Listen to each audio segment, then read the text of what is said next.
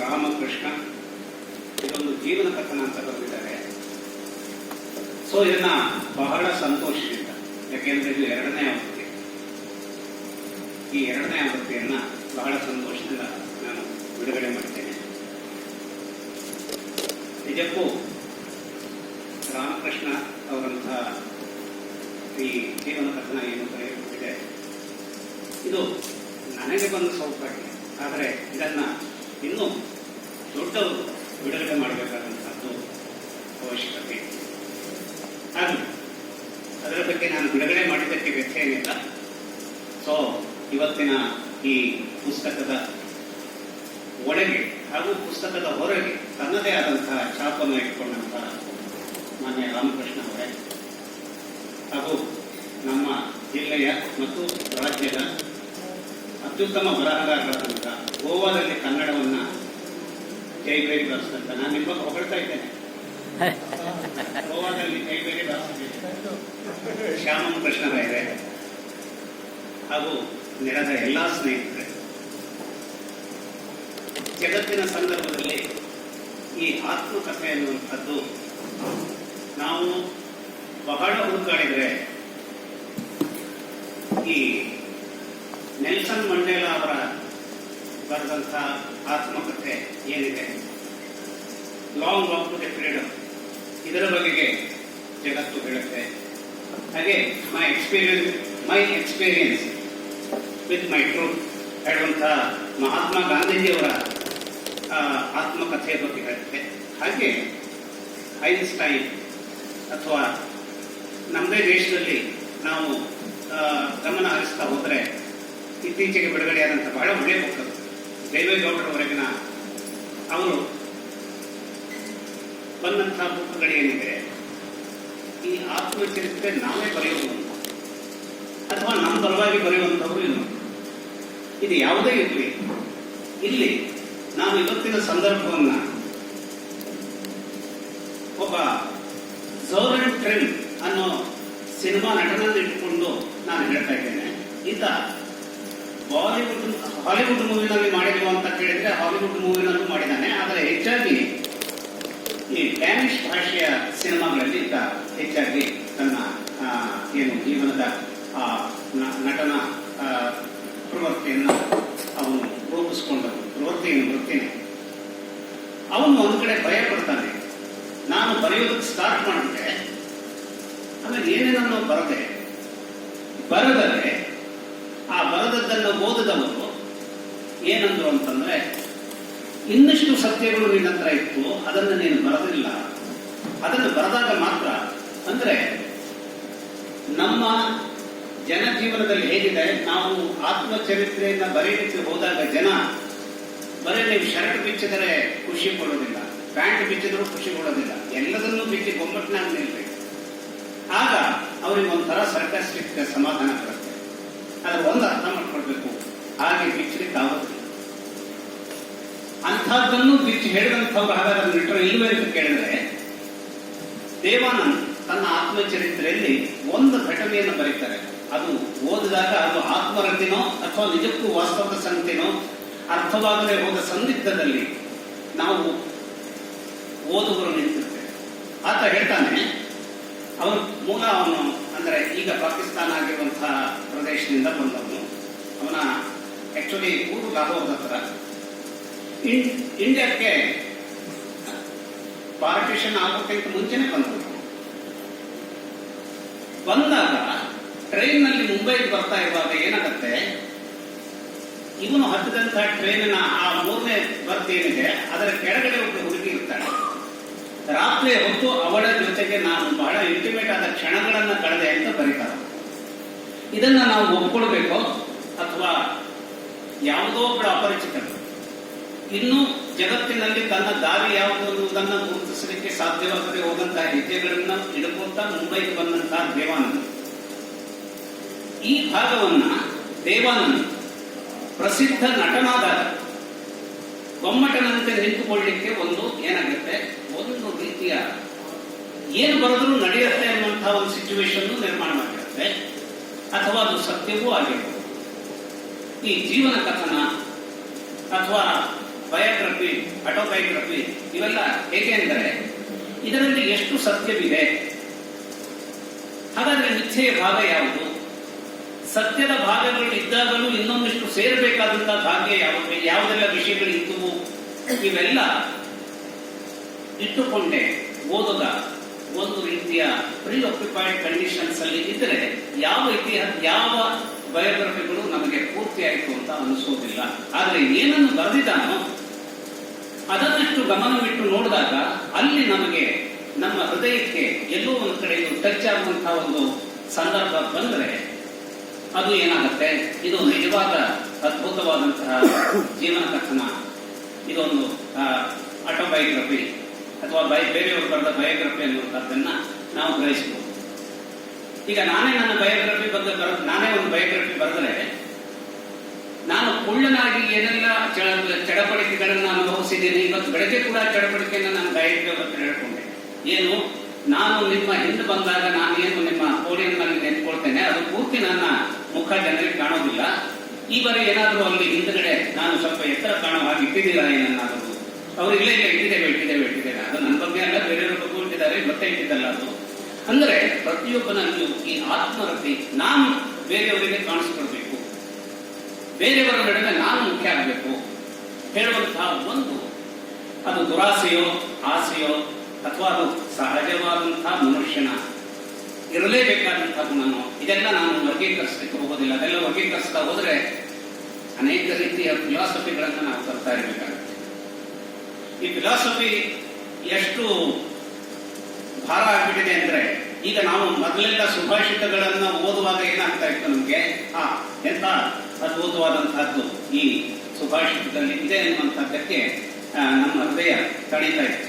ಇವತ್ತು ನಾವು ಪ್ರತಿದಿನವೂ ಬೆಳಗಿನ ವಾಟ್ಸಪ್ ಮೆಸೇಜ್ನಲ್ಲಿ ಈ ಸುಭಾಷಿತಗಳನ್ನ ಅವರವರ ಜೀವನವನ್ನ ಕಂಡುಕೊಂಡ ರೀತಿಯಲ್ಲಿ ಏನ್ ನಮಗೆ ಮೆಸೇಜ್ಗಳು ಬರ್ತಾ ಇರ್ತವೆ, ಅವುಗಳನ್ನೆಲ್ಲ ನೋಡಿದಾಗ ಈ ಸುಭಾಷಿತಗಳು ನಮ್ಮ ಹಳೆಯ ಸುಭಾಷಿತಗಳಿಗೂ ಕೂಡ ಯಾವ ಅರ್ಥ ಇಲ್ಲವೇನೋ ಅನ್ನೋ ರೀತಿಯಲ್ಲಿ ನಮಗೆ ಅನಿಸ್ತಾ ಇರುತ್ತೆ. ಅಷ್ಟೊಂದು ರೀತಿಯಲ್ಲಿ ನಾವು ಹೇಗಿರಬೇಕು ನಾವು ಅನ್ನೋದರ ಬಗ್ಗೆ ನಾವು ಪ್ರೀಚ್ ಮಾಡ್ತಾ ಹೋಗ್ತೀವಿ, ಅಂದ್ರೆ ನಾವು ಅಡ್ವೈಸ್ ಮಾಡ್ತಾ ಹೋಗ್ತೀವಿ. ಆದರೆ ನನ್ನನ್ನ ನಾನು ಆತ್ಮವಿಮರ್ಶೆ ಮಾಡಿಕೊಳ್ಳುವಂತಹ ಒಂದು ಸಂದರ್ಭವನ್ನ ನಿರ್ಮಾಣ ಮಾಡಿಕೊಳ್ತೇನೋ ಅಂತ ಕೇಳಿದಾಗ ಅದು ವಾಟ್ಸಪ್ನಂತಹ ಮೆಸೇಜ್ನಲ್ಲಿ ಮಾಡ್ಲಿಕ್ಕೆ ಆಗ್ತದೋ ಇಲ್ಲೋ, ಆದರೆ ಆತ್ಮಚರಿತ್ರೆಯನ್ನ ಬರೆದಾಗ, ಆತ್ಮಚರಿತ್ರೆಯನ್ನ ಇನ್ನೊಬ್ಬರು ಬರೆದಾಗ ಅದರಲ್ಲಿ ಸಂಪೂರ್ಣವಾಗಿ ಅದನ್ನ ಮಾಡುವಂತಹದ್ದಕ್ಕೆ ಅವಕಾಶ ಇರುತ್ತೆ. ಆ ಒಂದು ಸಂಪೂರ್ಣವಾದಂತಹ ಆತ್ಮಚರಿತ್ರೆಯಲ್ಲಿ ತಾನು ಬಂದ ದಾರಿ, ಆ ದಾರಿಯ ಬಗೆಗಿನ ಸಂದರ್ಭದಲ್ಲಿ ರಾಮಕೃಷ್ಣ ಅವರಿಗೆ ತಾನು ಎಲ್ಲಿಂದ ಬಂದಿದ್ದೇನೆ, ಹೇಗೆ ಬಂದಿದ್ದೇನೆ, ಹೇಗೆ ಹೋಗಬೇಕಿತ್ತು, ಹೋಗುವ ದಾರಿ ಹೇಗಾಗಿದೆ, ಇದೆಲ್ಲದರ ಬಗೆಗೂ ಸಂಪೂರ್ಣವಾದಂತಹ ಗಟ್ಟಿಯಾದಂತಹ ಚೌಕಟ್ಟಿದೆ. ಇವತ್ತು ಕೂಡ ನೀವು ನೋಡಿರಬಹುದು, ನಾನು ನಿಮ್ಮ ಊರಿನವಳು, ನಿಮ್ಮ ಆಶೀರ್ವಾದ ಬೇಕು ಅಂತ ಡ್ಯಾನ್ಸ್ ಮಾಡಿ ಮುಗಿಸಿದ ಮೇಲೆ ನಮಸ್ಕಾರ ಮಾಡಿದಾಗ ಹಾಗಲ್ಲ ಅಂತ ಅವರು ನಮಸ್ಕಾರ ಮಾಡಿದ್ರು. ಇದು ಢೋಂಗಿ ಅಲ್ಲ, ಅದೊಂದು ರೀತಿಯ ಆ ಒಂದು ಅದ್ಭುತವಾದಂತಹ ವ್ಯಕ್ತಿತ್ವ ರಾಮಕೃಷ್ಣ ಅವರಲ್ಲಿ ಇದೆ ಅಂತ ನಾನು ಕಾಣ್ಕೊಂಡಿದ್ದೆ. ಇವತ್ತ ಅದೇನೋ ಒಂದು ಧರ್ಮ ಸೂಕ್ಷ್ಮ ಸಂಯೋಗದಿಂದ ಸಬ್ಸಿಡಿ ಕಮಿಟಿಯವರಿಗೆ ಅವರ ಜೊತೆಗೆ ನಾನು ಇದ್ದೆ. ಆಗ ನಾನು ಅವರನ್ನ is a man down to earth ಅನ್ನುವಂಥದ್ದನ್ನ ಕಂಡುಕೊಂಡಂತಹ ಕ್ಷಣ 2012, ಅಂದ್ರೆ ಈಗ ಸುಮಾರು 14 ವರ್ಷಗಳ ಹಿಂದೆ ನಾನು ಅವರನ್ನ ಕಂಡಾಗ ನನಗನ್ನಿಸಿದಂತಹ ಸಂದರ್ಭ ಇವತ್ತು ಅನಿಸ್ತಾ ಇಲ್ಲ, ಅದು ಅವತ್ತೇ ಅನಿಸಿತ್ತು 14 ವರ್ಷಗಳ ಹಿಂದೆ. ಆ ಡೌನ್ ಟು ಅರ್ತ್ ಹೇಳುವಂತಹ ಒಂದು ಗುಣ ಎಲ್ಲರಿಗೂ ಬರುವಂತಹದ್ದು ಸಾಧ್ಯ ಇಲ್ಲ. ಅದು ನನ್ನ ಜಿಲ್ಲೆಯ ನೀರ್ನಳ್ಳಿ ನಾನು ನೋಡಿಲ್ಲ, ಆದರೆ ನನ್ನ ಜಿಲ್ಲೆಯ ಈ ನಮ್ಮ ಜಿಲ್ಲೆಯಲ್ಲೂ ಒಂದು ಸಣ್ಣ ತೊಂದರೆ ಇದೆ. ಏನು, ನಾವು ಘಟ್ಟದ ಮೇಲಿನವರು, ಘಟ್ಟದ ಕೆಳಗಿನವರು, ಇದೆಲ್ಲ ಏನೇನೋ ತೊಂದರೆಗಳಿದೆ. ಆದರೆ ಈ ತೊಂದರೆಗಳು ನಮ್ಮ ಮನುಷ್ಯನ ಸಂದರ್ಭದ ಪ್ರಾರಂಭಗಳು, ಅದು ನಾವೇ ನಿರ್ಮಾಣ ಮಾಡಿಕೊಳ್ಳುವಂತಹ ತೊಂದರೆಗಳು. ಆಮೇಲೆ ಅದು ಸೊಸೈಟಿಯಿಂದ ಅದು ಹೇಗೋ ನಿರ್ಮಾಣ ಆದಂತಹ ಸಂದರ್ಭಗಳು ಇವೆಲ್ಲ ಇರುತ್ತೆ. ಆದರೆ ಒಬ್ಬ ನೀರ್ನಳ್ಳಿಯ ಹುಡುಗ ಅವನ ಅಜ್ಜಿ ಮನೆಯಲ್ಲಿ, ಅಲ್ಲಿ ಕಾಸರಗೋಡು, ಕೇರಳ ಸೀಮೆ, ಕೇರಳ ಕುಂಬಳೆ ಅಂತ ನಾವು ಹೇಳ್ತೇವೆ, ಅದೇನೋ ಕೇರಳದ ಭಾಗ ಅಂತ. ಆ ಕೇರಳದ ಭಾಗ ಬಹುಶಃ ಅದು ಕೇರಳದ ಭಾಗ ಆದರೂ ಕೂಡ ಅದು ಬಹುಶಃ ಕರ್ನಾಟಕದ ಭಾಗ ಅಂತಾನೆ ತಿಳ್ಕೊಳ್ತೇನೆ. ಅಂತಹ ಭಾಗದಿಂದ ಸಿರ್ಸಿಗೆ ಬರ್ತಾರೆ. ಅಂದ್ರೆ ಅವ್ರು ಬಂದರು ಅಂದ್ರೆ ಅವರ ತಾಯಿ ಬರ್ತಾಳೆ. ಆಮೇಲೆ ಇವರು ನೀರಿನಡಿಗೆ ಹೋಗ್ತಾರೆ. ಅಲ್ಲಿಂದನೂ ಕೂಡ ಅವರು ತನ್ನ ಎಳೆಯಾಗಿ ತನ್ನ ಜೀವನದ ಸಂದರ್ಭ ಹೇಗಿತ್ತು ಅನ್ನುವಂಥದ್ದನ್ನ ಅವರು ಬಿಚ್ಚುತ್ತಾ ಹೋಗ್ತಾರೆ. ಅದನ್ನ ನಮ್ಮ ವಾಸುದೇವ್ ಶಾನ್ಭಾಗ್ ಅವರು ಅದನ್ನ ನಿರೂಪಣೆ ಮಾಡಿದ್ದಾರೆ. ವಾಸುದೇವ್ ಶಾನ್ಭಾಗ್ ಏನಿದ್ದಾರೆ, ಇವತ್ತು ಅವರಿಗೂ ನನ್ನ ಹಾಗೆ ವಯಸ್ಸಾಗಿದೆ, ಅವ್ರಿಗಿಂತ ನಾನು ಸ್ವಲ್ಪ ಅವರು ನಮ್ಮ ಅಣ್ಣನ ಕ್ಲಾಸ್ಮೇಟ್ ಅವರು. ಆದರೆ ನಿಮಗಿಂತ ನಾನೇನು ಬಹಳ ಕಡಿಮೆ ವಯಸ್ಸಿನವನೇನಲ್ಲ. ನಾನು ಈಗ ಏಕನೇತ್ರಿಯಾಗಿ ಈ ಪುಸ್ತಕವನ್ನು ಓದಿದ್ದೇನೆ. ಯಾಕೆಂದ್ರೆ ಈ ಕಣ್ಣು ಈಗ ನಾಡ್ದು 12 ಆಪರೇಷನ್ ಇದೆ. ನಾವು ಇದು ಮುಕ್ಕಣ್ಣದ ಬಗ್ಗೆ ಕೇಳಿದ್ದೇವೆ, 2 ಕಣ್ಣಿನಿಂದ ಓದಿದ್ದು ಗೊತ್ತು, ಇದು 1 ಕಣ್ಣಿನಿಂದ ಓದಿದ್ದು. ಹಾಗಾಗಿ ಏಕನೇತ್ರಿಯಾಗಿ ಇದನ್ನು ಓದ್ತಾ, ಆದರೆ ಏಕನೇತ್ರಿಯಾಗಿ ಸಂಪೂರ್ಣ ಸ್ವೀಕರಿಸಿದ್ದೇನೆ. ಅದನ್ನ ಬಹಳ ಚೆನ್ನಾಗಿ ನಿರೂಪಣೆ ಮಾಡಿದ್ದೇನೆ. ಯಾಕೆಂದ್ರೆ ಇಲ್ಲಿ ನಿರೂಪಣೆಯ ಸಂದರ್ಭದಲ್ಲಿ ಯಾರ ಬಗೆಗಿನ ಜೀವನದ ಕಥನ ಬರೀಬೇಕೋ ಆ ಜೀವನದ ಕಥನವನ್ನು ಬರೀತಾ ಇರುವಂತಹ ರೈಟರ್ ಯಾರ ಬಗ್ಗೆ ಬರೀತಿದ್ದೇನೋ ಅವರ ಗೆಳೆಯ. ನೋಡಿ, ನಮ್ಮ ಎಷ್ಟೇ ಆತ್ಮೀಯವಾದಂತಹ ಮಿತ್ರರಾದರೂ ಕೂಡ ಇವತ್ತಿನ ಆಧುನಿಕ ಸಂದರ್ಭದಲ್ಲಿ ಒಂದು ರೀತಿಯ ಒಂದು ಕಾಂಪಿಟೇಷನ್ ಅಲ್ಲಿ ಎಲ್ಲೋ ಒಂದು ಕಡೆ ಒಳಗೆ ಒಂದು ಆರೂಢವಾದಂತಹ ಒಂದು ಸಣ್ಣ ಅಸೂಯೆ ಕೆಲಸ ಮಾಡಬಹುದು. ಆದರೆ ಯಾವ ಅಸೂಯೆಗೂ ಸ್ಥಾನವನ್ನ ಕೊಡದೆಯೇ ವಾಸುದೇವ್ ಶಾನ್ಭಾಗ್ ಅವರು ಈ ನಿರೂಪಣೆಯನ್ನು ಬಹಳ ಚೆನ್ನಾಗಿ ಮಾಡಿದ್ದಾರೆ. ಹಾಗೂ ತನ್ನ ಕಾಲೇಜಿನ ಮಿತ್ರ ಶಾನ್ಭಾಗರನ್ನ ಎಷ್ಟೊಂದು ಪ್ರೀತಿಯಿಂದ ಇಲ್ಲಿ ಸಿನಿಮಾ ನಟನಾಗಿ ಆ ಕ್ಲಾಸ್ಮೇಟ್ ಒಬ್ಬನನ್ನ ಪ್ರೀತಿಯಿಂದ ತನ್ನ ಹತ್ತಿರ ಸೆಳ್ಕೊಂಡು ಅವನ ಎದುರಿಗೆ ಮುಖಾಮುಖಿಯಾಗಿ ಕೂತ್ಕೊಳ್ಳುವಂತದ್ದು ಬರೀ ಈ ಪುಸ್ತಕ ಪರಿಸ್ಥಿತಿ ಅಂತಲ್ಲ, ಯಾವಾಗಲೂ ಅವರು ಆ ಮಿತ್ರತ್ವವನ್ನ ರಾಮಕೃಷ್ಣ ಹೊಂದಿದ್ದಾರೆ. ಅಂದ್ರೆ ಇಲ್ಲಿ ಮುಖಾಮುಖಿಯಾಗುವಂತಹ ಸಂದರ್ಭ ಹೇಗಿದೆ ಅಂತಂದ್ರೆ, 2 ಸ್ನೇಹಿತರ ನಡುವಿನ ಅಂತರಂಗದ ಬಹಳ ಅದ್ಭುತವಾದಂತಹ ಆಪ್ತ ನೆಲೆಯಲ್ಲಿ ಕೂತು ಬರುವಂತಹ. ಇಲ್ಲಿ ನಾನು ಇದನ್ನ ವೈಭವೀಕರಿಸೋದಿಲ್ಲ, ಯಾಕೆಂದ್ರೆ ನಮ್ಮಲ್ಲಿ ಅನೇಕ ಬರಹಗಳು ವ್ಯಾಸರು ಮಹಾಭಾರತವನ್ನು ರಚಿಸಬೇಕು ಅಂತ ಹೋದಾಗ ಗಣೇಶ ಅದನ್ನ ಬರಿತಾನೆ ಅನ್ನುವಂತ ಕಥೆ ಕೇಳಿದ್ದೇವೆ. ಆದ್ರೆ ಅವರಿಬ್ರು ಒಂದೊಂದು ಕಂಡೀಷನ್ ಹಾಕೊಡ್ತಾರೆ. ಗಣೇಶ ಹೇಳುವಂತ ನೀವೆಲ್ಲೂ ನಿಲ್ಲಿಸಬಾರದು, ನಿಲ್ಲಿಸಿದ್ರೆ ನನಗೆ ಇದನ್ನ ಬರೀಲಿಕ್ಕಾಗಲ್ಲ, ನಿನ್ನನ್ನು ಮಾಡ್ತೇನೆ ಅಂತ ಹೇಳಿ ಮನಸ್ಸಿನಲ್ಲಿ ಯೋಚಿಸಿಕೊಂಡು ನಾನು ನಿಲ್ಲಿಸೋದಿಲ್ಲ, ಆದ್ರೆ ನಾನು ಏನು ಹೇಳಿದೇನೋ ಅದನ್ನ ಅರ್ಥ ಮಾಡಿಕೊಂಡು ಬರೀಬೇಕು, ಅರ್ಥ ಮಾಡದೆ ಏನ್ ಮಾಡಿದ್ರೆ ಮಾತ್ರ ನಿಲ್ಲಿಸ್ತೇನೆ.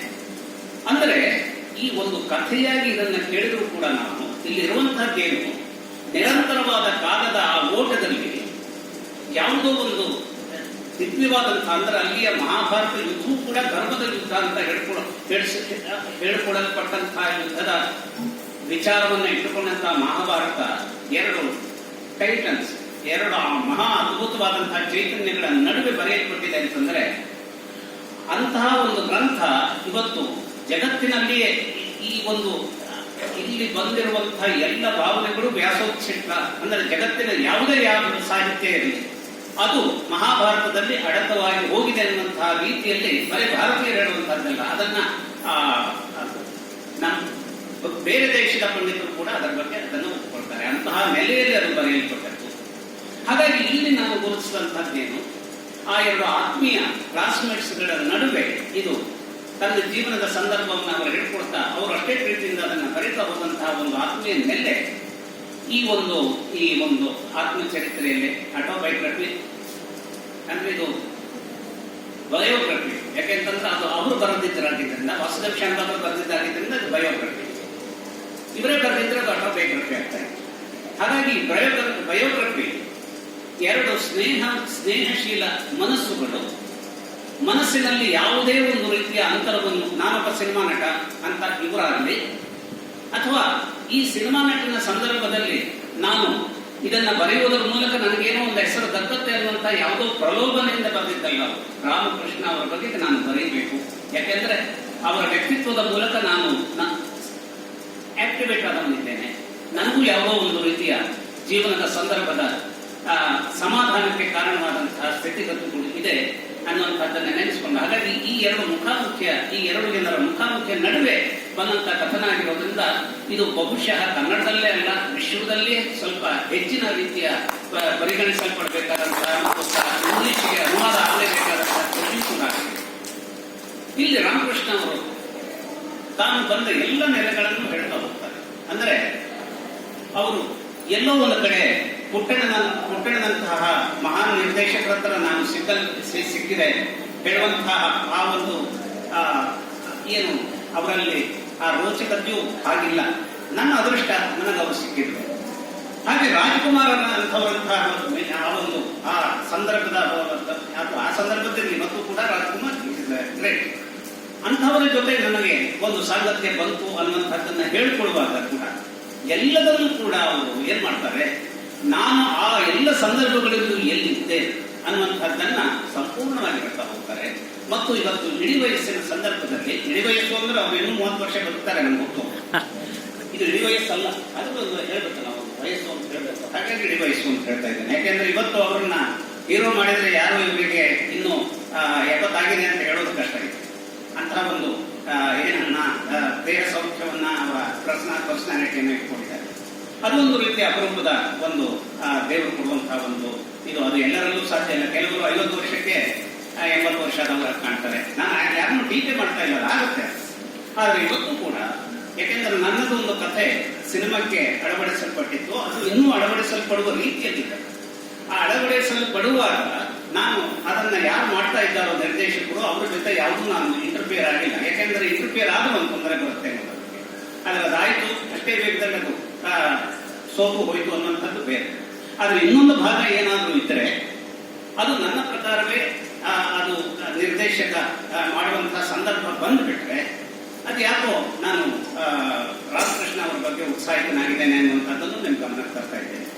ರಾಮಕೃಷ್ಣ ಅವರಿಗೆ ಯಾಕೆ ನಾನು ಈ ವಿಚಾರವನ್ನು ಹೇಳ್ತಾ ಇದ್ದೇನೆ ಅಂದ್ರೆ, ನನ್ನ ಕಥೆ ಅದು ಪ್ರಜಾವಾಣಿಯಲ್ಲಿ ನನಗೆ ಬಹುಮಾನ ಬಂದಂತಹ ಕಥೆ.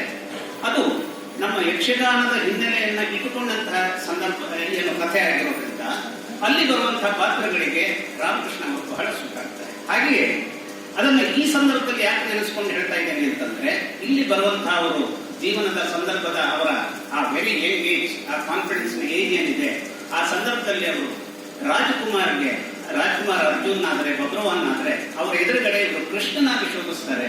ಎಲ್ಲೋ ಒಂದು ಕಡೆ ರಾಜ್ಕುಮಾರೇ ಹೇಳ್ತಾರೆ, ಬಹುಶಃ ಅವರು ನಾನು ಹೇಳ್ತಾ ಇರುವಂತಹದ್ದು ಪುಸ್ತಕದಲ್ಲಿ ಬಂದಂತಹ ಮಾತುಗಳಲ್ಲ, ಅದು ಬಹಳ ಅಂತರಂಗದಲ್ಲಿ. ಅಂದ್ರೆ ಯಾಕೆಂದ್ರೆ ನಾನು ಪ್ರತಿ ಸಂದರ್ಭದಲ್ಲೂ ಕೆಲವರ ಜೊತೆ ಬಹಳ ಅಂತರಂಗದಿಂದ ಮಾತಾಡುವಂತಹ ಸಂದರ್ಭ ಯಾರಿರುತ್ತೋ, ರಾಜ್ಕುಮಾರ್ ಹತ್ರ ನೇರವಾಗಿ ಮಾತನಾಡಿದಂತವ್ರ ಹತ್ರ ನಾನು ಕೇಳಲ್ಪಟ್ಟೆ. ಒಂದು ಗುಂಜಿ ರಾಮಕೃಷ್ಣನೇ ನನಗಿಂತ ಚೆನ್ನಾಗಿ ಮಾಡಿದ್ದಾನೆ ಅಂತ ರಾಜ್ಕುಮಾರ್ ಅವರು ಹೇಳಿದ್ದಾರೆ. ಆದ್ರೆ ಅವರಿಗೆ ಅವರು ಹೇಳಿದಾರೋ ಇಲ್ಲೋ ಗೊತ್ತಿಲ್ಲ. ಇವರಿಗೆ ರಾಜ್ಕುಮಾರ್ ಇವರ ಬಗೆಗೆ ಅಷ್ಟೊಂದು ಆದರಾಭಿಮಾನವನ್ನು ಇಟ್ಟುಕೊಂಡಿದ್ರು ಅನ್ನುವಂಥದ್ದು ಎಲ್ಲಿ ತೋರುತ್ತೆ ಅಂದ್ರೆ ಈ ಪುಸ್ತಕದಲ್ಲಿ ಅದು ದಾಖಲಾಗಿದೆ. ಏನು ಅಂತಂದ್ರೆ, ಈ ಚಿತ್ರದ ನಿರ್ಮಾಪಕರು, ಬಬ್ರುವಾಹನ ಚಿತ್ರದ ನಿರ್ಮಾಪಕರು ಎಷ್ಟೋ ವರ್ಷಗಳ ನಂತರದಲ್ಲಿ ಅದು ಯಾವುದೋ ಕಾರಣಕ್ಕಾಗಿ ನಿಂತಾಗ ನಂತರ ಮತ್ತೆ ಶುರುವಾದಾಗ ಕೃಷ್ಣನ ರೋಲಿಗೆ ಎನ್ ಟಿ ರಾಮರಾವ್ರನ್ನ ತರೋಣ ಅಂತ ಅವರು ಸೂಚಿಸ್ತಾರಂತೆ. ಆದ್ರೆ ರಾಜ್ಕುಮಾರ್ ಹೇಳ್ತಾರೆ, ನೋ, ಇದು ರಾಮಕೃಷ್ಣನೇ ಮಾಡಬೇಕು. ನೋಡಿ ಎಂಥ ಯೋಗ ಇದೆ. ಆದ್ರೆ ಆ ಸಂದರ್ಭದಲ್ಲಿ ಅವರಿಗೆ ಒಂದು ಸಣ್ಣ ಕಷ್ಟವೂ ಎದುರಾಗುತ್ತೆ. ಅವರು ಎಲ್ಲೋ ಒಂದು ಕಡೆ ಕಾಲದ ಆ ಬುಗರಿ ಆಟದ ಇದರಲ್ಲಿ ಆ ಬುಗರಿ ಉರುಳ್ತಾ ಎಲ್ಲಿ ಹೋಗುತ್ತೆ ಅಥವಾ ಚೆಂಡು ಉರುಳ್ತಾ ಎಲ್ಲಿ ಹೋಗುತ್ತೆ ಅಂದ್ರೆ, ಅದೇ ಸಂದರ್ಭದಲ್ಲಿ ಇವರು ಕೃಷ್ಣನ ರೋಲ್ ಮಾಡುವಂತಹ ಸಂದರ್ಭದಲ್ಲಿ, ಆ ಕಾಲ್ ಶೀಟಿನ ಸಂದರ್ಭದಲ್ಲೇ ಪುಟ್ಟಣ್ಣ ಬಳಿಗೂ ಅವರಿಗೆ ಹೋಗ್ಬೇಕಾದಂತಹ ಸಂದರ್ಭ ಬರುತ್ತೆ. ಅಂದ್ರೆ ಎರಡು ದಿಗ್ಗಜದ ನಡುವೆ ಅವರು ಅವರ ಆ ಜೀವನದ ಪ್ರಾರಂಭವನ್ನ, ತಮ್ಮ ಜೀವನದ ನಟನ ಜೀವನದ ಚಿಗುರಿಸಿಕೊಡುವಂತಹ ಸಂದರ್ಭದಲ್ಲಿ ಎರಡು ಟೈಟಾನ್ಸ್ ನಡುವೆ ಅವರು ನಿಲ್ತಾರೆ. ಆದರೆ ಎಲ್ಲಿ ಹೋಗ್ಬೇಕು, ಎಲ್ಲಿ ಬಿಡಬೇಕು ಅನ್ನುವಂತಹ ಒಂದು ಧರ್ಮ ಸೂಕ್ಷ್ಮವನ್ನು ನಾವು ಎದುರಿಸುವಂತಹ ಸಂದರ್ಭ ಬರುತ್ತೆ. ಆ ಕಷ್ಟವನ್ನು ನಾವು ಅರ್ಥ ಮಾಡ್ಕೊಳ್ಬೇಕಾಗಿದೆ. ಯಾಕೆಂದ್ರೆ ನಮ್ಮ ಜೀವನದಲ್ಲಿ ನಾವು ಸಿಂಪತಿಯನ್ನು ತೋರಿಸ್ತೀವಿ. ಸಿಂಪತಿ ಯಾವುದೋ ಒಬ್ಬ ಬಿದ್ದಿದ್ದಾನೆ ಅಥವಾ ಅವನಿಗೆ ಗಾಯ ಆಗಿದೆ ಹೇಳಿದಾಗ ಅಯ್ಯೋ ಅಯ್ಯೋ ಅನ್ನುವಂಥದ್ದು ನಾವು ಮಾಡ್ತೇವೆ. ಆಂಟಿಪತಿ ನಮ್ಮಲ್ಲಿದೆ, ಬಹಳ ಅಸಹನೆ. ಒಬ್ಬನು ಕಂಡ್ರೆ ಆಗೋದು ಅವನು ಬರಬಾರ್ದು ಅವನಿಗೆ. ಆದರೆ ಎಂಪತಿ ಅಂತ, ಎಂಪತಿ ಅಂದ್ರೆ ಏನು? ಅವನ ನೋವು ಏನಿರಬಹುದು, ಅವನ ಅಸಹಾಯಕತೆ ಏನಿರಬಹುದು. ಇದು ಊಟದ ಸಮಯಕ್ಕೆ ಒಬ್ಬ ಬಂದಿರ್ತಾನೆ, ಅವತ್ತಿನ ಊಟ ಮಾಡುವಂತಹ ಚೈತನ್ಯ ಇದ್ದಿರೋದಿಲ್ಲ ಅಥವಾ ಊಟಕ್ಕೆ ಬೇಕಾದಂತಹ ಹಣ ಇರೋದಿಲ್ಲ. ಆದರೆ ಊಟ ಆಗಿದೆ, ಇದು ಮಾತ್ರ ನಾನು ಮಾಡ್ಕೊಂಡು ಬಂದೆ. ಆದರೆ ಅವನು ಊಟ ಮಾಡಿಲ್ಲ ಅನ್ನುವಂಥದ್ದನ್ನು ತಿಳಿದುಕೊಳ್ಳುವಂತಹ ಒಂದು ಮನಸ್ಸಿದೆಯಲ್ಲ, ಅದು ಇಲ್ಲಿ ರಾಮಕೃಷ್ಣ ಅವರಿಗೆ ಎಂಪತಿ ಬಹಳ ಅದ್ಭುತವಾಗಿದೆ ಅನ್ನುವಂಥದ್ದು ಈ ಒಂದು ಪುಸ್ತಕದಲ್ಲಿ ಏನಾಗಿದೆ, ಆರೋಪವಾಗಿದೆ. ಅವರು ಎಲ್ಲರ ಮನಸ್ಸುಗಳನ್ನ ಒಳ ಹೊಕ್ಕು ನೋಡ್ತಾರೆ. ಆ ಒಳ ಹೊಕ್ಕು ನೋಡುವಾಗ ಅವರಿಗೆ ಗೊತ್ತಿದೆ ತಾನು ಎಲ್ಲಿರ್ತೇನೆ, ಅವನು ಎಲ್ಲಿದ್ದಾನೆ. ಆ ಒಳ ಹೋಗು ನೋಡುವಂತಹ ಸಂದರ್ಭದಲ್ಲಿ ಅವನ ಬಗೆಗೆ ಬೇಕಾದಂತಹ ರೀತಿಯ ಒಂದು ಅವನಿಗೆ ಅಂದರೆ ಅವನು ಕಂಫರ್ಟೇಬಲ್ ಆಗಬಹುದಾದಂತಹ ಪಾಯಿಂಟ್ ನಲ್ಲಿ ಆ ವ್ಯಕ್ತಿಯನ್ನ ನಿಲ್ಲಿಸಿಕೊಂಡು ಅವನಿಂದ ತನಗೆ ಬೇಕಾದಂತಹ ವಿನಯದಿಂದ ಸ್ವೀಕರಿಸಬೇಕಾದಂತಹ ವಿಚಾರಗಳನ್ನು ಇವರು ಸ್ವೀಕರಿಸ್ತಾರೆ. ಇವರು ಮಂಗಳೂರಿನಲ್ಲಿ ಒಂದು ಯಕ್ಷಗಾನದಲ್ಲಿ ಇದು ಯಾವುದು ಧರ್ಮಾಂಗದಲ್ಲ ಸುಧಾನು ಮಾಡ್ತೀವಿ. ಯಕ್ಷಗಾನವನ್ನು ಮಾಡುವಾಗ ನಾನು ಮಂಗಳೂರಿನಲ್ಲಿ ಡೆವಲಪ್ಮೆಂಟ್ ಡಿಪಾರ್ಟ್ಮೆಂಟ್ ಇದ್ದೆ. ಹಾಗಾಗಿ ಇವರಿಗೆ ಯಕ್ಷಗಾನ ಆಗ ನನಗಿನ್ನೂ ಅವರು ಪರಿಚಿತರಲ್ಲ, ಅಂದ್ರೆ ನಮ್ಮ ಜಿಲ್ಲೆಯವರು, ಆದ್ರೆ ಮುಖಾಮುಖಿಯಾಗಿಲ್ಲ. ಇವರನ್ನ ಮಾತನಾಡಿಸ್ಬೇಕು ಅಂತ ನಾನು ಬಹಳ ಪ್ರಯತ್ನ ಪಟ್ಟೆ. ಆದ್ರೆ ಆ ದಿವಸ ಇವರ ಅಭಿಮಾನಿಗಳು ಇವರನ್ನ ಸುತ್ಕೊಂಡು ಬಿಟ್ಟಿದ್ರಿಂದ ಮಾತಾಡ್ಲಿಕ್ಕೆ ಆಗಲಿಲ್ಲ. ಆ ದಿವಸದ ನಿಮ್ಮ ಕೃಷ್ಣನನ್ನ ನಾನು ನೋಡಿದೆ.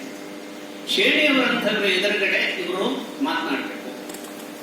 ಅದು ಹೋದಂತಹ ಸಂದರ್ಭ ಏನೆಂದ್ರು, ಕೃಷ್ಣ ಎಲ್ಲಿ ಹೋಗ್ತಾನೆ, ಕೃಷ್ಣನ ಆಗಮನ ಎಲ್ಲಿ ಆಗಬೇಕು, ತನ್ನ ಭಕ್ತನಾದಂತಹ ಅರ್ಜುನ ಅಸಹಾಯಕವಾದಂತಹ ಸ್ಥಿತಿಯಲ್ಲಿದ್ದಾನೆ. ಭಾವ ನೀನು ನನ್ನ ಭಾವನೆ ಅಂತ, ನಾನು ನಿನ್ನನ್ನ ಭಾವ ಅಂತ ತಿಳ್ಕೊಂಡೆ, ಆದರೆ ನನಗೆ ಇಂಥ ಒಂದು ಸ್ಥಿತಿಯನ್ನು ತಂದಿದೆಯಾ ಅನ್ನುವಂತಹ ದಾರುಣ ಸ್ಥಿತಿಯಲ್ಲಿ ಆತ ಏನಾಗಿರ್ತಾನೆ, ಸುಧನ್ವನ ಮೂಲಕ ಜರ್ಜರಿತವಾದಂತಹ ಒಂದು ಸ್ಥಿತಿಯಲ್ಲಿರ್ತಾನೆ. ಆ ಸಂದರ್ಭದಲ್ಲಿ ಇವರು ಎಂಟ್ರಿ ತಗೋಬೇಕು. ಕುಣಿಲಿಕ್ಕೆ ಅವರು ಕ್ಯಾನ್ ಮ್ಯಾನೇಜ್, ರಿದಮ್ ಬಗ್ಗೆ ಅವರಿಗೆ ತೊಂದರೆ ಇಲ್ಲ. ಮ್ಯಾನೇಜ್ ಆದರೂ ತೆಂಕತೆಟ್ಟು ಬಹುಶಃ ನಮಗೆ ತೆಂಕತೆಟ್ಟಿನ ಅಷ್ಟೊಂದು ಇದು ಇರಲಾರದು, ಆದರೂ ಅವರು ಮ್ಯಾನೇಜ್ ಮಾಡಿದ್ದಾರೆ. ಆ ಬಂದ ಬಗೆ ಇವತ್ತು ಕೂಡ ನನಗೆ ಕಟ್ಟಿ ಕಟ್ಟತ್ತೆ. ಬಟ್ ಅವರಿಗೆ ತಾನು ಶೇಣಿಯವರ ಹತ್ರ ಏನು ಮಾತನಾಡಬಲ್ಲೆ, ಶೇಣಿಯವರು ಹೇಳಿದ್ರು. ಶೇಣಿಯವರು ಆಗ ಇವರು ಅದನ್ನ ಅವರ ಹತ್ರ ಹೇಳ್ಕೊಳ್ತಾರೆ, ನೋಡಿ ಅದೇ ಶೇಣಿ ಅಂತವ್ರನ್ನ ನಾನು ಎದುರಿಸಬೇಕು ಅಂದ್ರೆ ನಯಾಗಾರದ ಎದುರಿಗೆ ಹೋಗಿ ಎಲ್ಲ ನಯಾಗಾರದ ಒಂದು ನೀರನ್ನ ನಾನು ಟವೆಲ್ನಲ್ಲಿ ತುಂಬಿಕೊಳ್ಬೇಕು ಅಂದ್ರೆ ಹೇಗೆ ಸಾಧ್ಯ ಅಂತ ಭಯ ಬಂದಾಗ, ನಾನು ಬಂದಿದ್ದೇನೆ, ನೀವು ದೊಡ್ಡವರಿದ್ದೇನೆ, ಇದು ಅವರು ಸೂಕ್ಷ್ಮವನ್ನು ಅರ್ಥ ಮಾಡ್ಕೊಳ್ತಾರೆ. ಅಂದ್ರೆ ನನಗೆ ಮಾತಿನ ತೊಂದರೆ ಬಂದಾಗ ನೀವು ಅದನ್ನ ಮ್ಯಾನೇಜ್ ಮಾಡ್ಕೊಂಡು ಹೋಗುವಂತಹ ಒಂದು ಇದನ್ನ ಏನನ್ನ ಹೆಲ್ಪ್ ಅನ್ನ ನನಗೆ ಮಾಡಬೇಕು ಅಂತ ಕೇಳ್ತಾರೆ. ಕೇಳಬೇಕಲ್ಲಿ ಅದೇನು ಯಾಚನೆ ಅಲ್ಲ, ಅಥವಾ ನಾನು ಹೀಗಲ್ಲ, ಆದ್ರೆ ಆ ಅಂತಃಕರಣದ ಇವರ ಧಾಟಿಯನ್ನು ಅವರು ಅರ್ಥ ಮಾಡ್ಕೊಳ್ತಾರೆ. ನೀನು ನಾನು ನೋಡ್ಕೊಳ್ತೇನೆ, ನಿನ್ನ ಬಾಯಲ್ಲಿ ಏನನ್ನು ಮಾತನಾಡಿಸ್ಬೇಕು ನನಗೆ ಗೊತ್ತು, ಅದನ್ನು ಮಾತನಾಡಿಸ್ತೇನೆ. ಹಾಗಾಗಿ ನಿಮ್ಮ ಪಾತ್ರ ಆ ದಿವಸ ಬಹಳ ಯಶಸ್ಸನ್ನು ಪಡೆಯುತ್ತೆ. ಅದನ್ನ ಇಲ್ಲಿ ಅವರು ಆ ಸಂದರ್ಭವನ್ನು ಕೂಡ ಮಾಡಿದ್ದಾರೆ. ಅಷ್ಟೇ ಅಲ್ಲ, ತಾನು ಹೈಲ್ಯಾಂಡ್ ಹೋಟೆಲ್ನಲ್ಲಿ ಇರುವಾಗ ಅಲ್ಲಿಯ ರಿಸೆಪ್ಷನ್ ಅಲ್ಲಿ ವರ್ಕರ್ ಆದಾಗ ವರ್ಕರ್ ಮಾಡಬೇಕಾದಂತಹ ಸಂದರ್ಭದ ಆ ಒಂದು ಚೌಕಟ್ಟು ಏನಿದೆ ಅಲ್ಲೂ ಕೂಡ ಅವರು ಆಕ್ಟಿವ್ ಆಗಿರ್ತಾರೆ. ಅಲ್ಲಿಂದ ಆಚೆಗೆ ಅವರು ನಟನಾಗಿ ಕ್ಯಾಮ್ರಾಗಳ ಎದುರಿಗಿರುವಾಗಲೂ ಕೂಡ ಅಲ್ಲಿಯ ಒಂದು ಚೌಕಟ್ಟಿನಲ್ಲಿ ಅವರು ಅದೇ ರೀತಿಯ ಉತ್ಸಾಹವನ್ನು ಇಟ್ಕೊಳ್ತಾರೆ. ಅಂದರೆ ಜೀವನ ಹೇಗೆ ಬಂದಿದೆಯೋ ಅದನ್ನ ಅದೇ ರೀತಿಯಲ್ಲಿ ಎದುರಿಸುವಂತಹ ಒಂದು ಗಟ್ಟಿಯಾದಂತಹ ಶಕ್ತಿ ಇದೆಯಲ್ಲ, ಅದಕ್ಕೆ ದೊಡ್ಡ ಗಟ್ಟಿ ಹಾಕೊಂಡು ಆತ್ಮಸ್ಥೈರ್ಯ ಬೇಕು. ಅದು ಸುಲಭವಾದದ್ದಲ್ಲ. ಇವತ್ತು ನಾನೊಂದು ಬ್ಯಾಂಕ್ನ ಅಧಿಕಾರಿ ಆದೆ, ಒಬ್ಬ ಸೀನಿಯರ್ ಬ್ಯಾಂಕ್ ಮ್ಯಾನೇಜರ್ ಆಗಿ ನಾನು BRS ತಗೊಂಡೆ ಅಂದ್ರೆ ಆ ಸೀನಿಯರ್ ಮ್ಯಾನೇಜರ್ ಹೇಳಿದ್ರೆ ನನಗೊಂದು ರೀತಿಯ ಏನೋ ನಾನು ಸ್ವಲ್ಪ ಭೂಮಿಯಿಂದ ಮೇಲಿದ್ದೇನೇನೋ ಹೇಳುವಾಗ ಅದನ್ನ ನಾನು ಮೇಲಿದ್ದೇನೆ ಅಂತ ಹೇಳಿದ್ರು ಕಷ್ಟ ಆಗತ್ತೆ, ಡೌನ್ ಟು ಅರ್ಥ ಆದಾಗ್ಲೂ ಕಷ್ಟ ಆಗುತ್ತೆ. ಡೌನ್ ಟು ಅರ್ಥ ಆದಾಗ ಯಾಕೆ ಕಷ್ಟ ಆಗುತ್ತೆ ಅಂತಂದ್ರೆ, ನಾವು ಡೌನ್ ಟು ಅರ್ಥ ಆದಾಗ ಡೌನ್ ಟು ಅರ್ಥ ಆಗಿದ್ದಾನೆ ಅನ್ನುವಂಥದ್ದನ್ನು ತಿಳ್ಕೊಳ್ಳುವಂತಹ ಒಂದು ಮನಸ್ಸಿನ ವ್ಯಕ್ತಿ ಬೇಕಾದರೆ ಅದರ ಬಗೆಗೆ ರಾಮಕೃಷ್ಣ ಅವರು ಎಂದೂ ತಲೆ ಕೆಡಿಸಿಕೊಂಡವರಲ್ಲ. ತಾನು ಹೇಗಿರಬೇಕೋ ಅದನ್ನು ಅದೇ ರೀತಿಯಲ್ಲಿ ಇರ್ತೇನೆ ಅನ್ನುವಂಥದ್ದನ್ನ ಅವರು ಮಾಡಿ ತೋರಿಸಿದವರು. ಇವತ್ತು ಕೂಡ ಬೆಂಗಳೂರಿನ ಈ ಒಂದು ಏನು ಈ ರಿಟರ್ನಿಂಗ್ ಬೋರ್ಡ್ ಇದೆ, ಇಲ್ಲೂ ಕೂಡ ಅವರು ಸೇರ್ಕೊಂಡಿದ್ದಾರೆ. ಹಾಗೆ ತನ್ನೂರಾದಂತಹ ನೀರಿನಲ್ಲಿಯೂ ಕೂಡ ಅವರು ತನ್ನದೇ ಆದಂತಹ ಜಮೀನು, ತನ್ನದೇ ಆದಂತಹ ಫಾರ್ಮ್ ಹೌಸ್, ಅಲ್ಲಿ ಆ ರೀತಿಯ ಸಂದರ್ಭವನ್ನು ಹೇಗೆ ನಿಭಾಯಿಸಬೇಕು ಅದನ್ನು ನಿಭಾಯಿಸಬಹುದಾದಂತಹ ಸೂಕ್ಷ್ಮವನ್ನು ಅವರು ಮಾಡ್ಕೊತಾ ಹೋಗ್ತಾ ಇದ್ದಾರೆ. ಆ ಮನಸ್ಸಿನ ಏನಿದೆ, ಎಲ್ಲಿ ಇದ್ದೇನೋ ಅಲ್ಲಿಯ ಆ ಸಂದರ್ಭದ ಅಲ್ಲಿ ಇದ್ದೇನೆ ಹೇಳುವಂತಹದ್ದರ ಸಂದರ್ಭದ ಒಂದು ಸಮಾಧಾನ, ಸ್ಯಾಟಿಸ್ಫ್ಯಾಕ್ಷನ್ ಏನಿದೆ, ಅಂತಹ ಸ್ಥಿತಪ್ರಜ್ಞತೆಯ ಸ್ಯಾಟಿಸ್ಫ್ಯಾಕ್ಷನ್ ಅನ್ನ ಅವರು ಹೊಂದಿದವರಾಗಿರೋದ್ರಿಂದ ಇವತ್ತೂ ಕೂಡ ಅವರು 40 ವರ್ಷದ ಒಬ್ಬ ವ್ಯಕ್ತಿಯ ಪಾತ್ರವನ್ನು ಬಹಳ ಅವರಿಗೆ ಬಹಳ ಗಟ್ಟಿಯಾದಂತಹ ಶಕ್ತಿ ಉಳುವಂತಹ ನಿರ್ದೇಶಕ ಸಿಕ್ಕಿದರೆ ಇವತ್ತು ಕೂಡ ರಾಮಕೃಷ್ಣ ಅವರ ಮೂಲಕ ಅನೇಕ ಇವತ್ತಿನ ಎಷ್ಟೆಷ್ಟೋ ನಾವು ಇವತ್ತು 100 ಕ್ರೋರ್ಸ್ ಕ್ಲಬ್ ಅಂತ ಹೇಳ್ತೇವೆ, 300 ಕ್ರೋರ್ಸ್ ಕ್ಲಬ್ ಅಂತ ಹೇಳ್ತೇವೆ. ಆದರೆ ಕನ್ನಡದ ಚೌಕಟ್ಟಿನಲ್ಲಿಯೇ ಅನೇಕವನ್ನು ಸಾಧಿಸಬಹುದಾದಂತಹ ಗಟ್ಟಿ ಪಾತ್ರವನ್ನು ನಿರ್ವಹಿಸಬಹುದಾದಂತಹ ಸಾಮರ್ಥ್ಯ ರಾಮಕೃಷ್ಣ ಅವರಿಗಿದೆ. ಆ ಸಾಮರ್ಥ್ಯ ಯಾಕಿದೆ ಅನ್ನೋದ್ರ ಬಗ್ಗೆ ಒಂದು ಪುಸ್ತಕವನ್ನು ಬರೀಬಹುದು, ಇಷ್ಟೇ ದೊಡ್ಡ ಪುಸ್ತಕವನ್ನು ಬರೀಬಹುದು. ಯಾಕೆಂದ್ರೆ ಅವರು ಅವರ ಜೀವನದಲ್ಲಿ ತಾನು ಯಾವ ಯಾವ ಪಾತ್ರಗಳನ್ನು ನಿರ್ವಹಿಸಿಕೊಂಡು ಬಂದಿದ್ದೇನೆ ಅನ್ನೋದರ ಪೂರ್ತಿ ವಿವರಗಳನ್ನು ಇಲ್ಲಿ ಕೊಡ್ತಾರೆ. ಆ ಪಾತ್ರದ ವಿವರಗಳನ್ನು ಕೊಟ್ಟಾಗ ಪುಟ್ಟಣ್ಣ ಅವರ ಸಂದರ್ಭದ ವಿಚಾರ ಅಂತ ಅದು ಲೋಕೋತ್ತರವಾದಂತಹ ರೀತಿಯಲ್ಲಿ ಪತ್ರಿಕೆಗಳಲ್ಲಿ ಬಂದಿತ್ತು. ಆದ್ರೆ ಅವರು ಇವರ ಯಾರು ಬಾಲಚಂದರ್ ಅವರ ಪಿಕ್ಚರ್ ನಲ್ಲಿ ಮಾಡಿದಂತಹ ಸ್ವಪ್ನ ಸೌಧಗಳು, ನೀವು ಬಿಡ್ಸ್ ಬರುತ್ತಲ್ಲ ಬೆಂಕಿಯಲ್ಲಿ ಆಡೋದು ಅಥವಾ ಮುಗಿಲ ಮಲ್ಲಿಗೆ, ಇವೆಲ್ಲ ಚಿತ್ರಗಳಲ್ಲಿ ನಾನು ಐ ಕ್ಯಾನ್ ಬೆಟ್ ರಾಮಕೃಷ್ಣ ಅವರು ಮಾಡಿದಂತಹ ರೋಲಿನ ಜೀವಂತಿಕೆ ಏನಿದೆ ಅದನ್ನ ಜಗತ್ತಿನ ಅನೇಕರಲ್ಲಿ, ನಾನು ಅದನ್ನು ಹೆಸರಿಡಲಿಕ್ಕೆ ಹೋಗೋದಿಲ್ಲ, ಕನ್ನಡ ಸಂದರ್ಭದಲ್ಲೂ ಆ ರೋಲ್ಗಳನ್ನ ಆ ರೋಲಿಗೆ ಬೇಕಾದಂತಹ ಆ ಒಂದು ಅವಶ್ಯಕತೆಗೆ ಬೇಕಾದಂತಹ ಚೌಕಟ್ಟಿನಲ್ಲಿ ಮಾಡಿದಂತಹದ್ದು ಬಹಳ ಅದ್ಭುತ.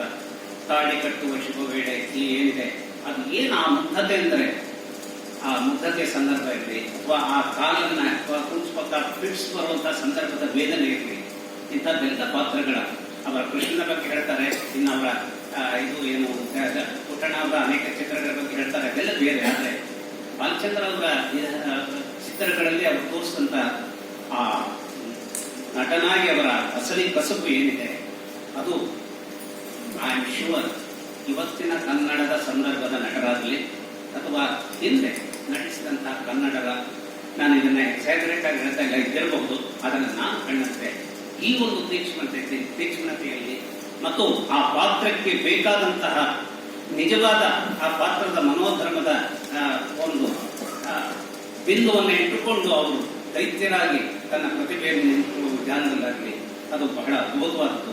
ಅದನ್ನೆಲ್ಲ ಇದರಲ್ಲಿ ವಿವರಿಸಿದ್ದಾರೆ. ಈ ಪುಸ್ತಕವನ್ನ ನೀವು ಖಂಡಿತವಾಗೂ ಓದಬೇಕು. ಹಾಗೂ ಇನ್ನು ಮುಂದಿನ ಬದುಕಿನ ಸಂದರ್ಭದಲ್ಲಿ ಐ ಆಮ್ ಶೂರ್, ಯಾಕೆಂತಂದ್ರೆ ನಾನು ಈಗ ಏನೇನು ಹೇಳಿದೆ, ನಾನು ಸಿಂಪತಿ, ಆಂಟಿಪತಿ, ಎಂಪತಿ, ನಾನೊಬ್ಬ ಜ್ಯೋತಿಷಿಯಾಗಿಯೂ ಸ್ವಲ್ಪ ಗುರುತಿಸಿಕೊಂಡಿರೋದ್ರಿಂದ, ನಾನು ಜ್ಯೋತಿಷ್ಯ ಯಾಕೆ ಕಲ್ತಿದ್ದು ಅಂತಂದ್ರೆ ಈ ಮನಸ್ಸುಗಳನ್ನು ತಿಳಿಯೋದ್ರ ಬಗ್ಗೆ, ಸೈಕಾಲಜಿ. ನಮ್ಮಲ್ಲಿ ಸೈಕಾಲಜಿಸ್ಟ್ ತುಂಬಾ ಜನ ಇದ್ದಾರೆ, ಆದರೆ ಈ ಸೈಕಾಲಜಿಗೂ ತಿಳಿದೇ ಹೋದಂತಹದ್ದು ಈ ಜಾತಕಗಳಲ್ಲಿ ತಿಳಿಯತ್ತೆ ಒಬ್ಬನ ಒಂದು ನೇಚರ್ ಹೇಗಿರುತ್ತೆ ಅಂತ. ಹಾಗಾಗಿ ಈ ಎಂಪತಿಯನ್ನ ನಾನು ಗ್ರಹಿಸಿಕೊಂಡು ಹೇಳುವಾಗ ಅವರ ಜಾತಕ ನಾನು ಬಹುಶಃ ನಾನು ಉತ್ಸಾಹ ನೋಡಿರ್ಬೋದು ನಾನು, ಆದರೆ ಅದನ್ನ ಇನ್ನೊಮ್ಮೆ ನಾನು ನೋಡ್ಬೇಕು. ನಿಮಗೆ ಇನ್ನೂ ಕೆಲವು ಪಾತ್ರಗಳು ಬರಬೇಕಾದಂತಹದ್ದು ಬಾಕಿ ಇದೆ ರಸ್ತೆಗಳು. ಅದು ಬಹುಶಃ ನಿಮ್ಮನ್ನ ಇನ್ನಿಷ್ಟು ಎತ್ತರಕ್ಕೆ ಮೇಲೇರಿಸುವಂತಹ ಒಂದು ಸಂದರ್ಭ ನಿಮಗೆ ಖಂಡಿತವಾಗಿ ಸಿಗುತ್ತೆ. ಆ ದಿನಗಳು ಬರಲಿ, ಅದನ್ನು ನೋಡೋದಕ್ಕೆ ಈಗಾಗಲೇ 70 ತಲುಪಿದಂತ ನನ್ನಂತವರಿಗೂ ಆಯಸ್ಸಿರಲಿ ಅಂತ ಕೇಳ್ಕೊಳ್ತಾರೆ ಮತ್ತು ನಿಮಗೆ ಎಲ್ಲ ರೀತಿಯ ಶುಭಾಶಯಗಳನ್ನು ಹೇಳ್ತಾ, ವಾಸುದೇವ್ ಶಾಂಬರ್ಗೂ ಕೂಡ ನಾನು ಎಲ್ಲ ರೀತಿಯ ಒಂದು ಅಭಿನಂದನೆ ತಿಳಿಸ್ತೇನೆ. ಬಹಳ ಚೆನ್ನಾಗಿ ಬರ್ತಿದೆ, ಆಪ್ತವಾಗಿ ಬರ್ತಿದೆ. ನಿಮ್ಮ ಬಗ್ಗೂ ಹೇಳ್ಕೊಂಡಿದ್ದೇನೆ. ಅಲ್ಲಿ ನಿಮ್ಮ ಬಗ್ಗೆ ನೀವು ಮಾಡಿದಂತಹ ಅಂಬೆ ನಂದು ಭೀಷ್ಮ ಇತ್ತು, ಹೇಗೆ ಮಾಡಿದ್ರು ಗೊತ್ತಿಲ್ಲ, ಅದು ಈಗ ಆಗಲೇ 42 ವರ್ಷಕ್ಕೆ ಅವರು ಅಂಬೆಯಾಗಿ ಪಾತ್ರ ವಹಿಸಿದ್ರು. ನಾವು ಭೀಷ್ಮನಾಗಿ ಮಾಡಿದ್ದೆ, ಅದೆಲ್ಲ ನೀವು ನೋಡಲಿಲ್ಲ, ನಿಮ್ಮ ಸೌಭಾಗ್ಯ. ನೋಡಿದ್ರೆ ಆದ್ರೆ ನಾವು ಮಾಡಿದ್ದೆ. ಯಾಕೆಂದ್ರೆ ನಮ್ಮ ಗೋಕರ್ಣದಲ್ಲಿ ನಾನು ಇದ್ದಾಗ ಬ್ಯಾಂಕರ್ಸೇ ಸೇರಿ, ಬ್ಯಾಂಕರ್ಸ್ ಅಂದ್ರೆ ಬ್ಯಾಂಕ್ ನಲ್ಲೇ ಈಗ ಉದ್ಯೋಗ ಬೆಳೆದು ಇದು ಏನು ಭೀಷ್ಮ ವಿಜಯ ಆಖ್ಯಾನ, ಅವರು ಸುತ್ತಲೂ ನೋಡುತ್ತ ಗಂಗಾಧರನ್ನು ಹೇಳಿದ್ದಾರೆ, ಅದೆಲ್ಲ ನಾನು ಬಹಳ ನಿರ್ವಹಿಸಿದ್ದೇನೆ. ಆಮೇಲೆ ಅಲ್ಲಿ ಒಂದು ಬರ್ತದೆ, ಸರಸಿ ಜಾಂಬಕಿಯರ ಕೇಳಿ ಭೀಷ್ಮ, ಇದು ಬ್ರಹ್ಮಚಾರಿ. ಸರಸಿ ಜಾಂಬಕಿಯರು ಅಂತ ಹೇಗೆ ತೋರಿಸಬೇಕು ಅಭಿನಯದಲ್ಲಿ, ಬಹಳ ಶೃಂಗಾರಾತ್ಮಕವಾಗೂ ಹೋಗಬಾರ್ದು. ಆದ್ರೆ ಸರಸಿ ಜಾಂಬಕಿಯರೇ ಹೇಳುವಾಗ ಅಲ್ಲಿ ಒಂದು ಇದು ಬರಬೇಕು, ಏನೋ ಏನಾದ್ರು ಇದಕ್ಕೆ ಏನು ಹೇಳ್ತಾರೆ, ಈ ಒಂದು ಪ್ರಣಯದ ರಸ ಬರದೇ ಹೋದ ಹಾಗೆ. ಆದ್ರೆ ಆ ಸರಸಿ ಜಾಂಬಕಿಯರೇ ಹೇಳುವ ಒಂದು ದೈವತ್ವದ ಸ್ವರೂಪ ಅಲ್ಲಿ ಅಲ್ಲಿ ಬರುವ ಹಾಗೆ ಭೀಷ್ಮನ ಮೂಲಕ ಇದು ಎರಡನ್ನೂ ಅದನ್ನು ಎಷ್ಟೋ ಮಟ್ಟಿಗೆ ನಾನು ಮಾಡಿದ್ದೇನೆ ಗೊತ್ತಿಲ್ಲ, ನೀವೇ ಅದಕ್ಕೆ ಹೇಳ್ಬೇಕಂದ್ರೆ ಬಟ್ ಅದನ್ನ ಸರಿಯಾಗಿ ಮಾಡಿದೀಯಾ ಅಂತ ಕೆಲವರು ಹೇಳಿದ್ರು, ಅದೇ ಒಂದು ಸಮಾಧಾನ. ಆದ್ರೆ ಅದು ಸುಳ್ಳಿದೆಯೋ ಅಂತ ನೀವು ಸುಳ್ಳೋ ಸರಿಯೋ ನೀವು, ಯಾಕೆಂದ್ರೆ ನಿಮ್ಗೆ ಗೊತ್ತಿಲ್ಲ, ನಾ ಹೇಳ್ತೇನೆ ನಮ್ಗೆ. ಹಾಗಾಗಿ ಈ ಎಲ್ಲ ವಿಚಾರಗಳನ್ನ ಹೇಳಲಿಕ್ಕೆ ಒಂದು ಅವಕಾಶ ಕೊಟ್ಟಂತಹ ಈ ವಿಶ್ವೇಶ್ವರ ಗಾಯತ್ರಿ ಅವರಿಗೂ ಕೂಡ, ಯಾಕೆಂದ್ರೆ ಬರೀ ವಿಶ್ವೇಶ್ವರ ಗಾಯತ್ರಿ ಅವರು ಮಾತ್ರ ಅಲ್ಲ, ಅವರು ನನಗೆ ಪರಿಚಿತರಾಗಿರೋದ್ರಿಂದ, ನನ್ನ ಊರಿನವರಾಗಿರೋದ್ರಿಂದ, ಅವರ ಜೊತೆಗಿರುವ ಎಲ್ಲ ಆತ್ಮೀಯರನ್ನು, ಸರ್ ನಿಮ್ಮನ್ನು ಸೇರಿಸ್ಕೊಂಡೇ ಹೇಳ್ತಾ ಇದ್ದೀನಿ ನಾನು, ಎಲ್ಲ ಆತ್ಮೀಯರನ್ನು ಸೇರಿಸಿಕೊಂಡು ನಾನು ಈ ಒಂದು ಅವಕಾಶವನ್ನು ಕೊಟ್ಟಿದ್ದಕ್ಕೆ ನಾನು ಕೃತಜ್ಞತೆಯನ್ನು ಹೇಳ್ತೇನೆ. ನಮಸ್ಕಾರ.